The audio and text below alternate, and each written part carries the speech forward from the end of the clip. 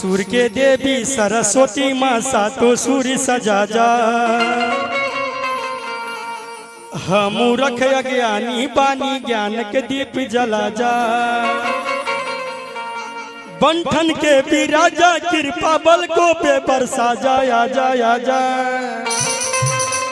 आजा आजा माई आके स्वर में समा जा। आजा आजा माई आके स्वर में समा जा।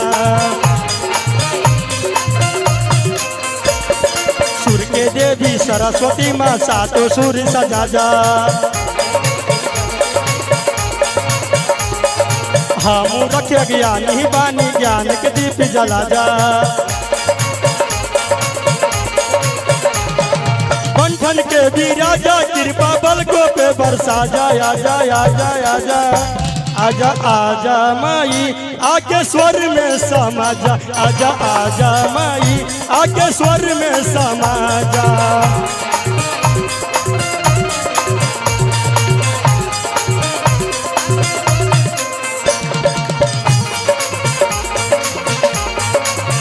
क्या बात है।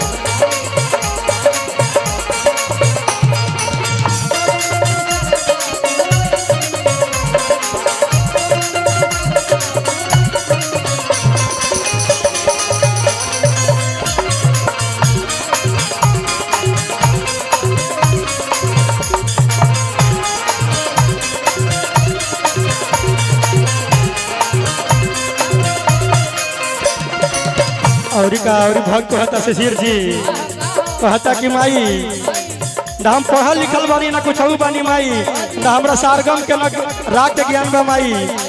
कौन भाव में कहता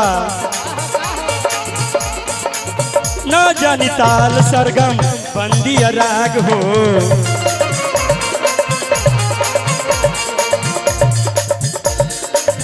ना जानी ताल सरगम बंदी राग हो। बन के गवैया जागल मन में अनुराग हो।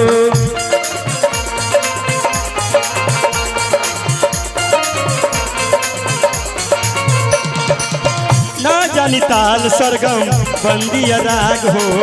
बन के गवैया जागल मन में अनुराग हो। तू हऊ सुर के देवी संगीत तो से लागल तोरे जे कृपा बावे से हम कुछ गाई।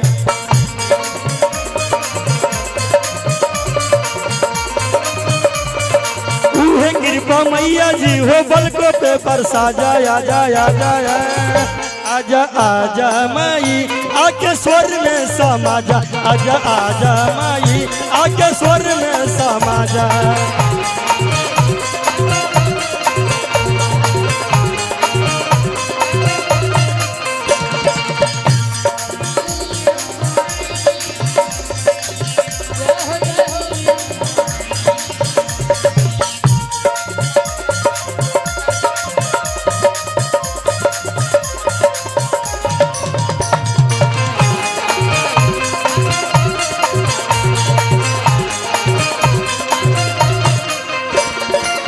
और भक्त कहता माई सरस्वती से ये माई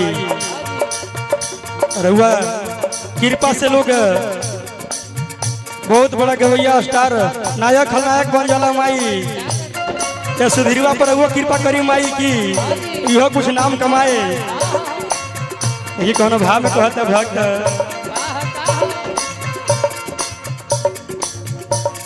कर जोड़ी विनती करे।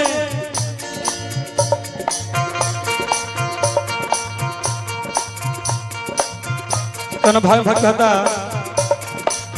जग के महतारी हऊ हमरो महतारी।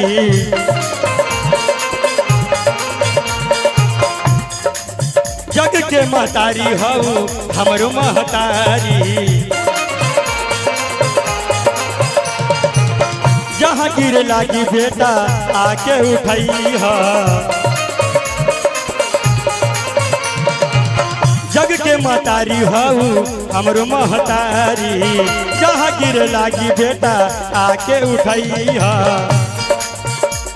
कर जोरी बिनती तोहसे करे सुधीर राकेश। अचला के छैया में मैया रतिया हरा में।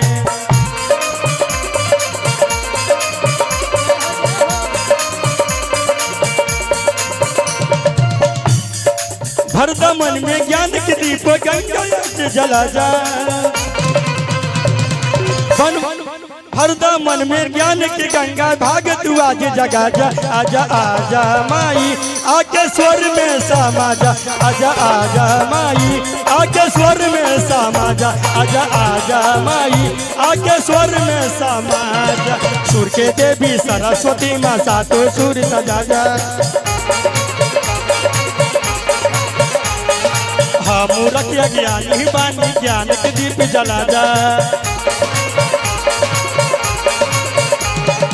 बंधन के भी राजा कृपा बल को पे बरसा जा आजा आजा आजा आजा माई आके स्वर में समा जा आजा आजा माई आके स्वर में समा जा आजा आजा माई आके स्वर